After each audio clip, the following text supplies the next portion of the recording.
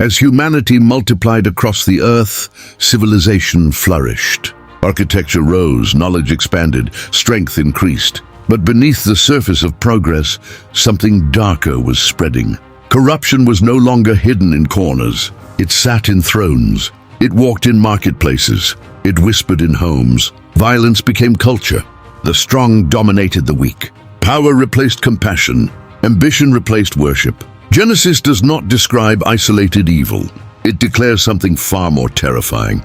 The earth was filled with violence, not touched by it, filled with it. The moral fabric of creation was unraveling, and heaven was watching. Then Scripture unveils one of the most mysterious moments in human history.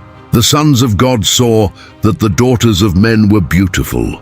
Debate has lasted centuries. Were they fallen angels? Powerful rulers claiming divinity? Corrupted spiritual authorities? Interpretations vary, but one truth remains clear. The boundary between heaven and earth was disturbed. Something sacred was crossed. Order was collapsing into confusion. What was meant to reflect divine harmony became distorted. And when sacred boundaries fall, chaos follows. The Nephilim were on the earth in those days.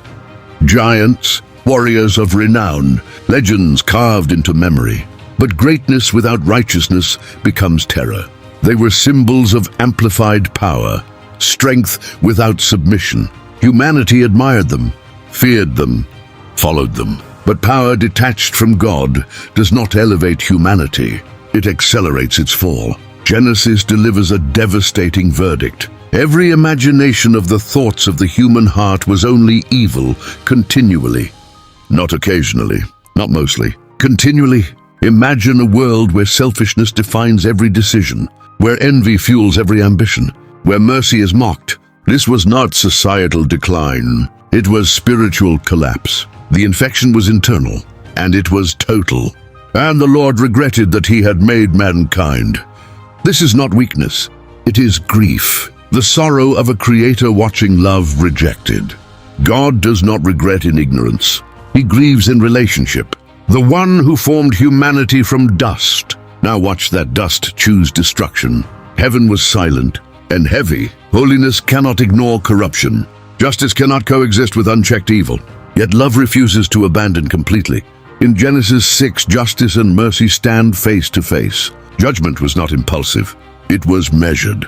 A cleansing, not annihilation without purpose. The flood would not be rage. It would be reset. But Noah found grace in the eyes of the Lord. In an age addicted to corruption, one man walked differently.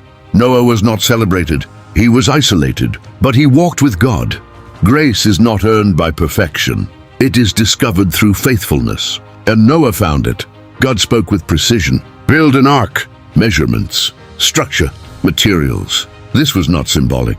It was preparation. For decades, Noah built under open sky. Every hammer strike was an act of faith. While others laughed, he prepared. Faith often looks foolish until the storm begins. The ark stood as a contradiction, a vessel of hope in a world of denial. It was refuge before rain, provision before punishment. One door, one way. Salvation offered before judgment executed. Grace always precedes consequence. The skies darkened. The fountains of the deep trembled. The world that rejected warning now faced reality. But inside the ark, there was peace. Judgment and mercy existed simultaneously. Genesis 6 does not end with rain. It ends with readiness. The door remained open. For a moment longer,